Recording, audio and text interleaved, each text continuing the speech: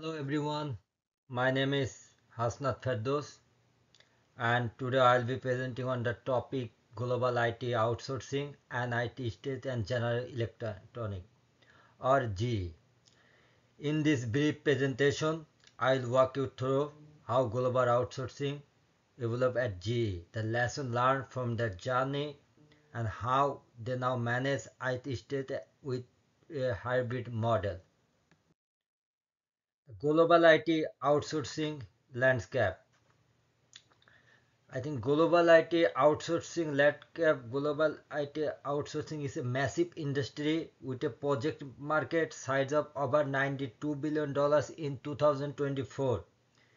The key driver of outsourcing include cost saving, access to global talent, and scalability. India, Eastern Europe, and Southeast Asia country to be the most popular outsourcing region for IT service. G is early outsourcing strategy. Its outsourcing strategy in the 1990s, GE was a pioneer in outsourcing. By the 2000s, it had moved hundreds of IT jobs offshore to reduce operational cost. In the mid 2000s, GE adopted a multi-vendor model to maximize flexibility. Strategic rationale for outsourcing at GE. These integral reasons for outsourcing were typical: reducing cost, assessing specialized global IT talent, and maintain 24/7 operation across different time zones. These factors allowed the company to optimize expense and remain competitive during IT industry expansion. Impacts and downside of outsourcing. While GE did save cost, there were trades of the company faced a loss of technical depth as internal capability weakened. Knowledge gaps began to appear at the company saw lag in innovation. These downsiders revealed that outsourcing was not complete solution for long-term technological competitiveness. GE shift reversing outsourcing and resourcing.